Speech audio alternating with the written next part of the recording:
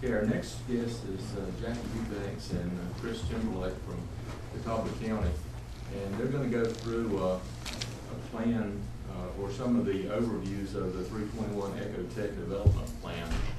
And I think there were some questions in here before about what is going on 321 and some of the other areas in the county. So I asked Jacky if he would come and speak to you about that. So I'll turn it over to you. Jacky Eubanks. Thank you, Terry.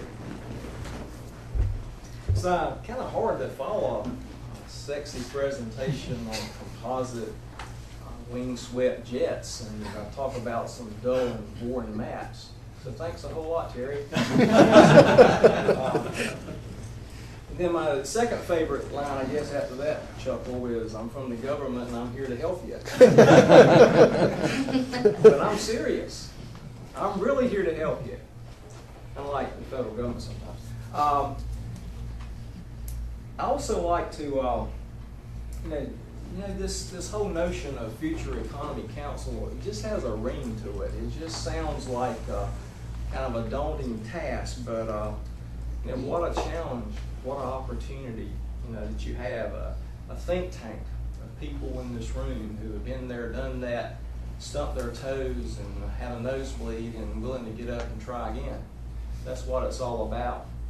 The days of 1% unemployment, or before I arrived here, I assume we were advertising, workers, please come to Catawba County, fill these jobs, to now persistent, tailored double-digit unemployment, and how in the world to get out of that quagmire.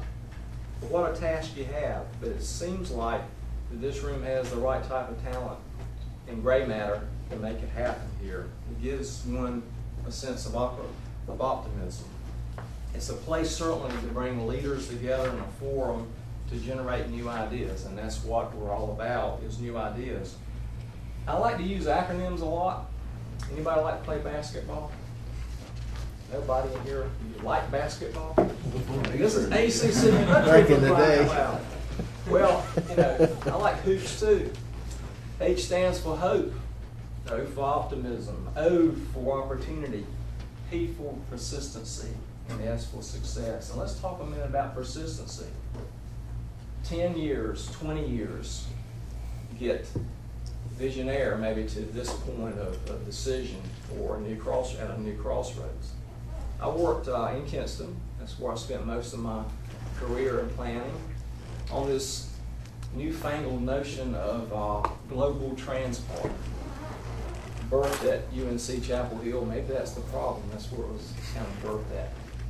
But this whole notion of global transport, and most of the folks in the state laughed at us, and clearly folks around here probably laughed a whole lot, especially when you consider how much tax money went into global transport. But the point is, it was a vision, it was a dream, and we had a lot of hope. And after a period of time, Spirit finally comes knocking on our door down east, and it's beginning to happen. So I guess that there's a whole lot to be said about persistency and never giving up. So what about this 321 corridor business? What is this all about? Has 321 corridor, that little sleepy 4-lane highway that you turn left out of here and go a few blocks and you hit cross I-40 and you take off the I-85 to get to Charlotte Douglas Airport as quickly as possible, 45 minutes. Has it done anything for us? Lincoln County kind of thinks it was a good idea, as they've now developed a fledgling industrial park. It's working out pretty well for Lincoln County so far. Google must have thought it was a pretty good idea to get to I-40 pretty fast from Lenore. So hey, Google kind of thinks it's a good idea to have this corridor in place. Appalachian State and UNC Charlotte clearly thought it was a great idea, because now they get up Jane to the Higher Education Center, and now we're in business with those universities and many, many more universities to come. ASU and UNC Charlotte also thought it was a great idea, because now they can get to our eco-complex that I'll be talking about in a few minutes, to have a physical presence at that particular location.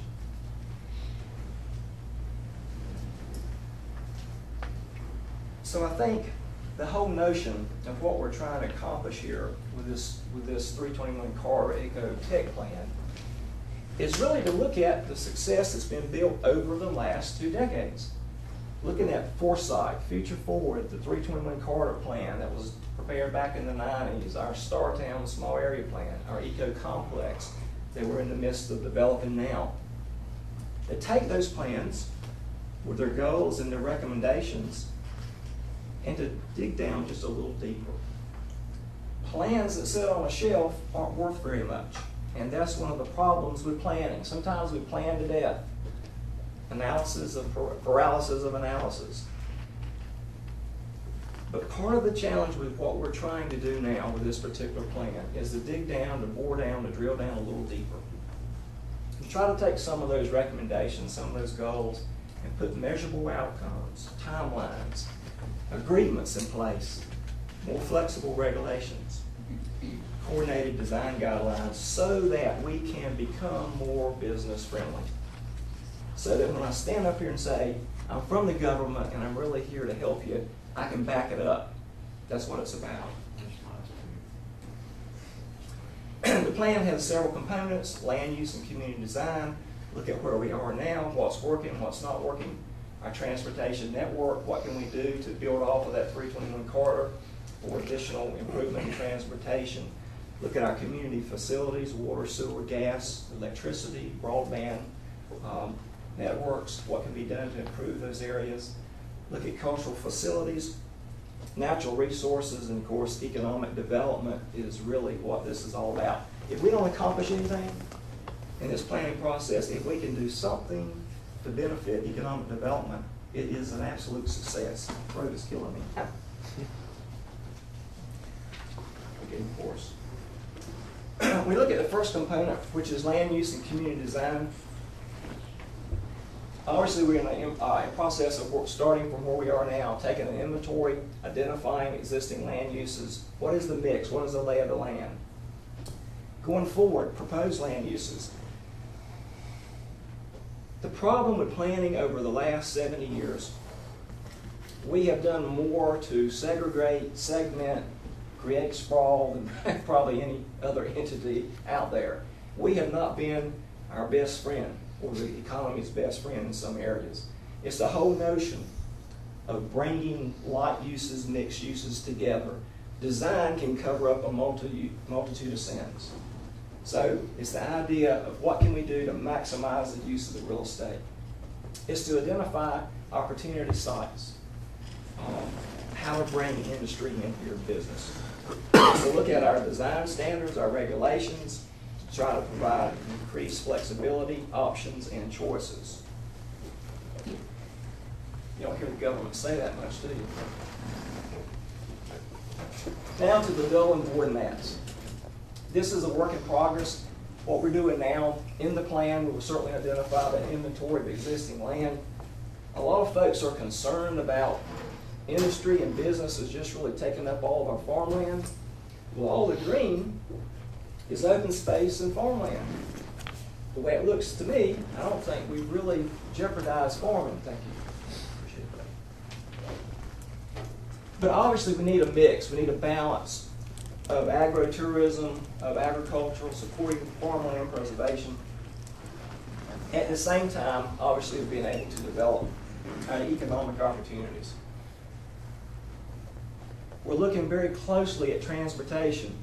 Taylor will tell you it takes forever to turn an aircraft carrier around. It takes forever, decades, to get plans and improvement projects in the DOT and the thoroughfare plan and your annual state improvement plan.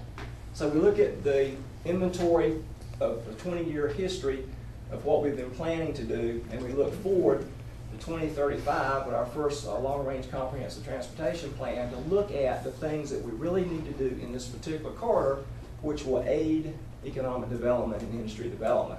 And we're going to be focusing primarily on Rocky Ford Road, a realignment, bridge replacement, new interchange at that location, and of course multimodal opportunities. And we'll talk about that more in a few minutes.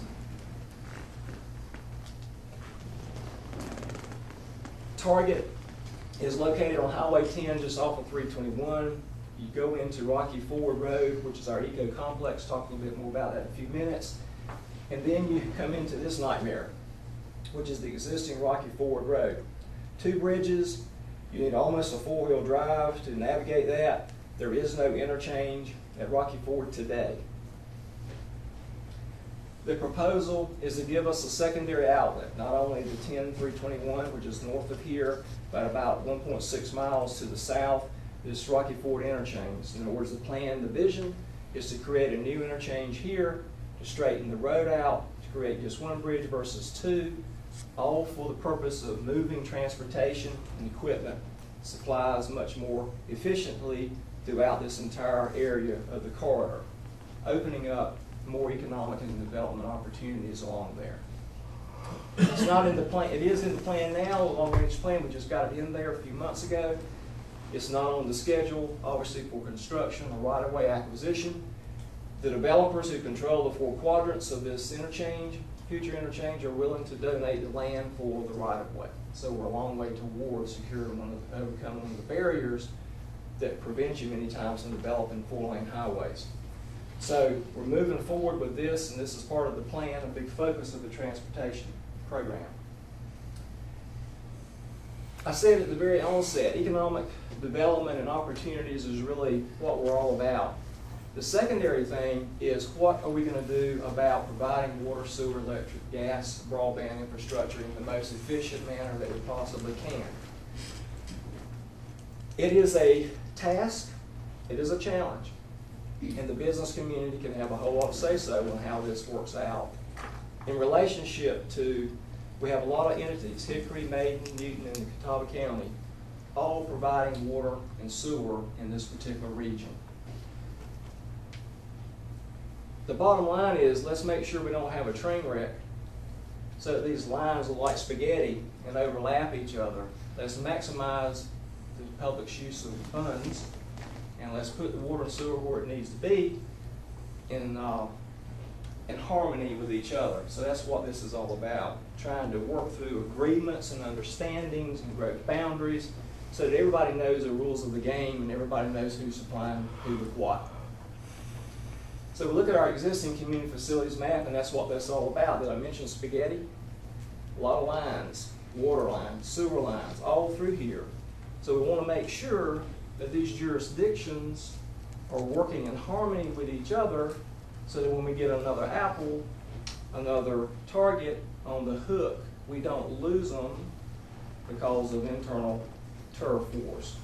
Did I get an amen? Amen.